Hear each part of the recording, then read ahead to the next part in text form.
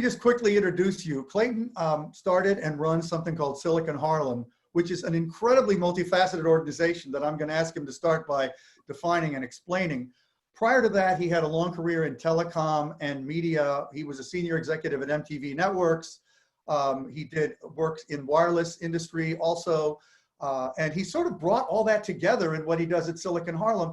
But he also is a Black man, and he has built his business in the sort of emblematic heart of Black America. And I think his experience in doing that, particularly in this moment where we white people are supposedly trying to get a little more enlightened, I think it's very valuable for us to hear, because unfortunately, I think a lot of his experiences have been disappointing and depressing for those of us who hear them. So Clayton, start by telling us what Silicon Harlem is, and what was your ambition in starting it, and where do you want it to go? Well, again, thank you for having me. And I've been a part of Techonomy for some time, so I really appreciate the work that the people that work here have done over the years, and it has informed Silicon Harlem in a lot of ways. I'm not afraid to say how much I scrape from your website. You're welcome to do so. It is, it's so balanced, and I think the values of Techonomy has really influenced Silicon Harlem. We set out on one simple goal, and that was in 2013, before we even sort of incorporated. Bruce Lincoln and myself were very much going downtown all the time for technology, and we were wondering why we couldn't just do some of that in Upper Manhattan. And one of the things with a study with Pew Research and others, we found out that there was a big, huge amount of people in Upper Manhattan that did not have the internet. So in 2014, we incorporated with the idea of we ought to close that gap. And we knew then, as a lot of people may know now, is that this had an impact on education and on health and on workforce, on the environment. Everything is impacted by that infrastructure. And as you said, my career has been in telecommunications, so I've known this for a long time. And I also recognize the divide, if you will, often called the digital divide. Back in the old days, we used to call it redlining. And the whole idea is it comes down to us thinking that if we can sort of bridge that gap, and part of that process was to bring a sense of access and exposure to the community, because it wasn't really an issue of intelligence, it was more of an issue of access and exposure. And so since we both had serious backgrounds in engineering and technology and everything, we started a whole meetup sort of situation. There were no meetups going down in Uptown. We all were down in Brooklyn and downtown, everything else. So our first meetup, boy, we were happy that we could get like a typical meetup, 25 people we were hoping to get. And the very first meetup we had, 500 people came. Oh. And that meetup was in Harlem, right on 116th Street. And that's when we realized, well, maybe we're not the only geeks uptown. So we started doing meetups all the time. And it turned out that the community was much more ready for this transition than we ever could imagine. And as a result, we've been doing meetups ever since, and they still populate quite an amount of our residents in Upper Manhattan. That has led us to having great relationships with, as you can imagine, the political infrastructure of city, because whenever you have a constituency, people will listen. And we also fostered great relationships with the universities. A lot of people don't know, some of the interesting things about Harlem. 14 colleges are in Harlem. That's more than most states. So we actually have an infrastructure here of academics. And also the private sector was very supportive. It took a little while, but you get the Microsofts and the Googles and all these people that are all downtown, but they start coming uptown. And we got our first billion-dollar company located in Harlem in 2016, which was WeWork. So we didn't even have co-working spaces until 2016. So it's been a phenomenal sort of run. Our basic things that we do, the three key things that we do. One, as I mentioned, we are very much focused on connectivity. So we've built a resilient network in East Harlem. We manage what's called Harlem Wi-Fi, which is the largest contiguous outdoor network in the country. And we're now working to provide service within the New York Housing Authority. So all of that leads towards connecting people. The second thing we do, and we think is very vital, is digital literacy. You have to have a level of literacy to really take advantage of the internet. It's not simply social media. That's fun and that's important, but really, how do you get a new skill? How do you get a certificate? How do you get a job? You know, whenever someone approaches me with some issue, I always ask, well, how will the internet help you get there? And when people don't have that infrastructure, I think a lot of people don't realize how important that is. And finally, we also believe that you have to provide sort of the infrastructure, right? And so we do a lot of advanced research. We were probably 4 years ago, we already had a license for 5G, which a lot of people didn't even know what that was. But because we had access to Bell Labs and a bunch of other things, we had been on this for quite some time. Ended up doing a great deal with the National Science Foundation. So we do a lot of things that will just galvanize the community to really embrace technology as a economic, sort of way of moving things, but also it's helping us with developing compost locations in our community. People are paying attention to the environment, how to conserve energy. It's really cool. Let me say this one thing though, David, as it relates to, technology and African American and particularly low income. Just a couple of days ago, I was on the phone. Silicon Harlem also, every summer we take on young people and teach them digital literacy, but more importantly, even how to code. We're taking on up to 75 kids this summer. And we were talking to a few of the kids as they were signing up, and we had a Zoom call to give them somewhat of an orientation, and 3 of the kids that were not on that orientation, we were trying to figure out why. And then when we finally got a hold of them, here's something that almost knocked me off my chair. We said, well, why weren't you on the call? And they said, well, we didn't have any electricity. When was the last time you heard something like that? I mean, literally they said, we didn't have any electricity for a day and a half. I'm going to end it right there so we can talk about black. Well, I have a list in front of me of all the things you've done. You didn't even touch on a lot of them. I mean, you have so many efforts in education, in healthcare, in community outreach. You said you distributed 10,000 smart thermometers as part of the COVID thing. I mean, and yet, talk about how you've been received. When you think of yourself as part of the New York tech community, how has that intersection gone? It's a great question. I mean, because I do feel very much a part of the New York scene when it comes to technology. Made it to the list of the top 50 tech minds of New York City. Was very honored by that. And yet, and when you think about a lot of the things that we've done, including giving out computers, teaching people how to use the computer, so it's not simply giving it to them, but actually helping them understand how to actually work. And you would be surprised the people that would come to us and say, I've never had a computer. It's just jaw-breaking when you hear that kind of stuff.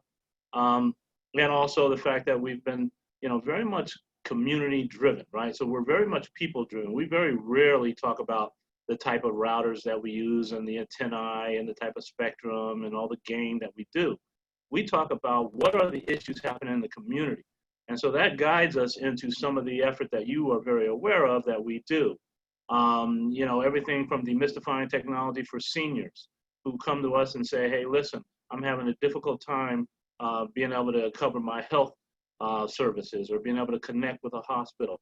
We hear it from the community that noise is an issue or rats are an issue or lights and power is an issue. So we come from that perspective, and we literally at one point, I have to tell you this, we did a meetup at a public housing complex, which is rare, and we did a tech meetup in the projects, had a great audience, and the roof was leaking.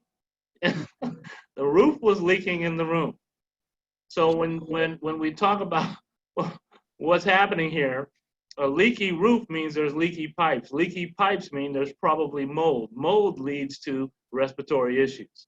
So when we see a COVID-19 and you see people being affected because they have a level of asthma or respiratory issue and they end up dying in the hospital, we got to be careful that we're not having a blind eye to that stuff. We've got to really take a look and see how we all together. So me as a African American technologist, I take that quite seriously, and I don't want anyone to feel like they have to give anything.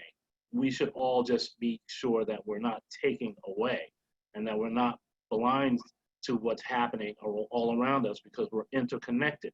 As you know very much, I've read almost everything you've ever written, and there's no one on earth in this New York City, in fact, that talks about the environment as it's connected to the rest of our lives.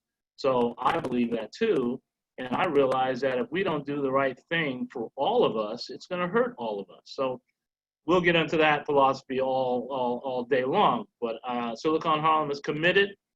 The one thing that I think has been a blind spot to the rest of the community, and particularly folks that may not be in Harlem, is that we have built this infrastructure and the tech hub of Upper Manhattan. We built a tech hub in Upper Manhattan. People are locating there. There are startups happening there. We've got more businesses that are trying to launch out of there. And Jesse Jackson once came and hung out with us, and he asked me the simple question: why is it that you are here on the island of Manhattan and Wall Street is on the island of Manhattan, but you guys are not connecting? And I really took that to heart. He always says it well, doesn't he? Yeah, go on. Yeah, he's got that lovely way of saying something, and I was just like, wow. I was like, that's a great question. It's like, just a couple of stops down the subway, but I think there's that sort of, I think that's the last bridge we're going to try to cross, which is to make sure that the funding to accelerate some of the great ideas in the tech sector that could really transform New York City is going to require those kind of relationships. And, it's just like any other business, but for whatever reason, there's been a little bit of lack there. Well, I could see people helping you because they think they can make a good return. And I could think of people helping you because they just want to help you do what you're doing more. So you could sort of see you as a social entrepreneur who happens to have a for-profit business, which is a very powerful model. With just a couple minutes left, I wanted to mention also, we're getting so many comments nobody's got a question. They're all saying they want to vote for you for mayor. They're really impressed by what you're doing. You're disrupting the stereotypes. Thank you so much. But what can we do to help? I mean, what could this community, this mostly white audience, what can we do? We want to. I agree. I'm so happy you asked that question because, there's some low-hanging fruit here. One of the things I would suggest between Techonomy and Silicon Harlem and the variety of people that follow both of us and are part of all of us is let's look at New York City. New York City has the largest public housing in the entire country, and there are up to 600,000 people. That's bigger than Atlanta. Wow. In public housing. Almost 40 to 45% of people in public housing do not have an internet connection in their home, not because of access, but because of cost. Silicon Harlem is committing to ourselves and to our communities, and these are housings across the entire city footprint, right? So there's even some downtown. So we want to bridge, if not close that gap, Silicon Harlem, and we're going to need the expertise, the help, and the financing from all of the people listening on this call right now. This is a very low risk. Anyone who's ever been in telecommunications on the founding side have never lost. It's always a billion-dollar play, and no one has ever failed, whether it was launching broadcast television, whether it was launching cable TV, and now we're in an era of launching broadband. Why? Because people are social.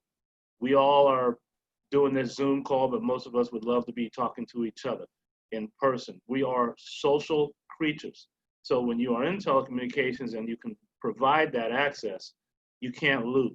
So I'm saying to all of us on this call, let's don't leave people behind. There's somebody in the projects or somebody in public housing that probably can't cure cancer right now, but they don't have the access and exposure that it requires. Well, not to mention, they're not going to be able to go to school if they don't have some connection in the next few weeks. I mean, we've got a large number of people that are being left behind already Think about in public housing, there's multiple generations inside of the apartment. There's oftentimes a very small space that you have to work on, and there's people at home now more than ever. So it's a difficult way to get things done, and not having to go to school and let some steam off with your friends and all that kind of stuff. You talk about a real pandemic. That's why we're taking on probably going to hit 100 students this summer, just to give them some level of normalcy when it comes to, working together and having goals and having some structure. But it's not easy. I got a lot of stories about that. But yes, I think everyone on this call could be so helpful. And how can they reach you? I'm going to put my email in the chat right now, and I'd love for anyone and everyone to connect with me. So I will do that now while we're still. Thank you, because we have to wrap, but I mean, there really are a lot of people saying, how can we help? How can we volunteer? I mean, you're not a voluntary organization, but you can use help. And I would also think we can do you're making me think of some things that we could do directly with Techonomy and Silicon Harlem. What I'd like to do, David, if you don't mind, is invite anyone who is an investor or someone who's interested in getting behind this designation that we are currently working with the city in NYCHA. I will send my investment package and all of the material you may need. And if there's anyone out there that wants to be a part of what we're doing and growing, we would love that. That would be very helpful. But also anyone who has talent around digital literacy, education, anyone who has a penchant for kids or seniors. We also, David, give out computers to people, as I mentioned earlier. So anyone who understands how to create curriculum around using computers, all those type of roles are still very much welcomed in Silicon Harlem. So good. I like your email address too, by the way. Thanks at siliconharlem.com. Clayton, thank you so much. We're going to talk again really soon. We're going to work together again soon. Really glad we could have you today. All right, thank you so much, and thank you for supporting Silicon Harlem. I appreciate it. We love having you part of our community. Thanks. Okay.